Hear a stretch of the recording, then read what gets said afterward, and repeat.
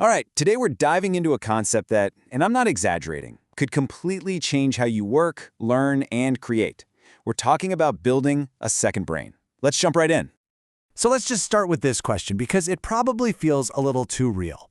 You know that feeling, right? That frantic search for a note, an article, a highlight from some book. You know you saved it. It's somewhere, but where? We've all been there.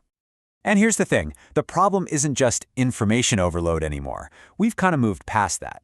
We're now in a state of information exhaustion. It's that constant low-level anxiety, that mental tax that comes from trying to juggle every single idea, task, and insight in your head all day long.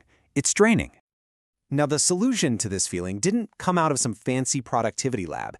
It was actually forged in a very personal, high-stakes health crisis, a desperate need to make sense of an overwhelming flood of information. The guy who created this method, Tiago Forte, was just 22 years old when he got this mysterious, debilitating pain in his neck. He went to see over a dozen specialists, but nobody could figure it out. It got so bad he had to go on powerful anti-seizure medication just to get through the day. So he realized he had to take control himself. He took this huge stack of his own medical records and digitized every single page. He started to organize the chaos, and by connecting the dots himself, he figured it out. It wasn't some mysterious illness, but a functional condition that he could manage with better habits. And this is the core idea in action, turning a confusing flood of information into a system you can actually use.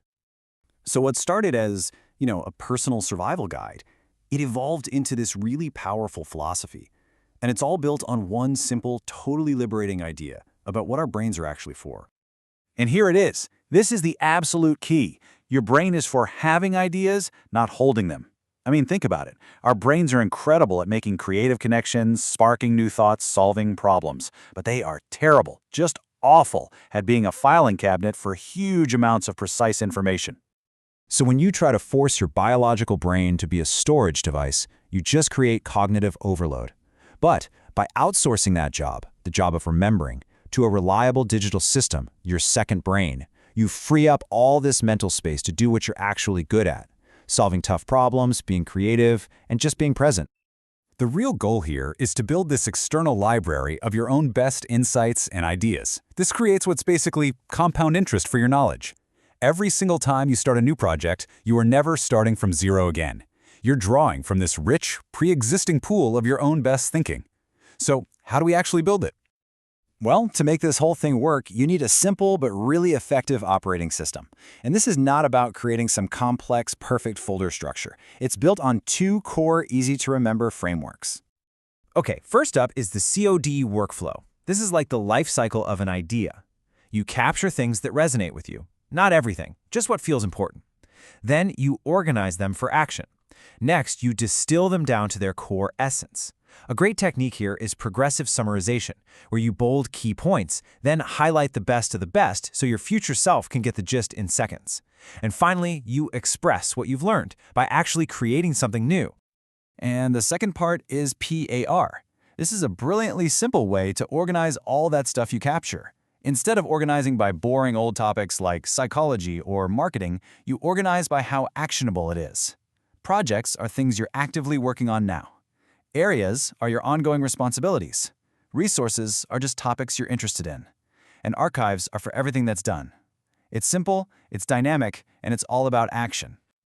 But, just using these frameworks isn't enough. It requires a pretty fundamental shift in how you think about taking notes, and this is where the system really comes to life. So ask yourself this. Are you organizing like a librarian, just asking, where should I file this away? Or are you thinking like a writer who asks a much more powerful question? In what project, in what situation will I want to find this again? See the difference? The first is about storage. The second is about future use. That's the mindset that makes all of this work. That writer mindset is actually the heart of another really cool method called Zettelkasten. The idea is, instead of writing these long, detailed notes, you create small, atomic notes, one single idea per note. Then you link them together, creating this incredible web of insights. It's not just for storage, it's for sparking those unexpected connections. A lot of people actually build their Zettelkasten right inside their para resources folder. Okay, so even with all these amazing concepts, let's be real, putting it into practice isn't always a straight line. There are some really common traps that people fall into when they're getting started. The number one trap is digital hoarding, capturing everything but using absolutely nothing. It just creates more noise. Then there's over-organizing, where you spend more time perfecting your folder system than actually doing creative work. Another one is tool procrastination, that endless search for the perfect app instead of just starting. But honestly, the biggest mistake is ignoring that final express step, never actually using your notes to create something. And this brings us to what might be the most important rule of all. The system has to adapt to your life, not the other way around. If it feels too rigid or complicated, simplify it. The goal is for it to support your work, not become another chore you have to manage. Now, the rate tool can definitely help, and it often comes down to your personal style. So which one are you? Are you an architect who loves structure and databases? Then a tool like Notion might be a great fit. Or are you a gardener who likes to let ideas grow organically through links? In that case, something like Obsidian is fantastic. Or maybe you're a librarian who just wants quick, easy capture, which is where Evernote shines. And speaking of tools, they're getting a whole lot smarter. The future of all this isn't just about better organization, it's about active intelligence. And honestly, that future is already being transformed by AI. Just imagine for a second. What if your digital brain wasn't just this passive storage system you had to manually search through? What if it could become an active partner in your thinking process?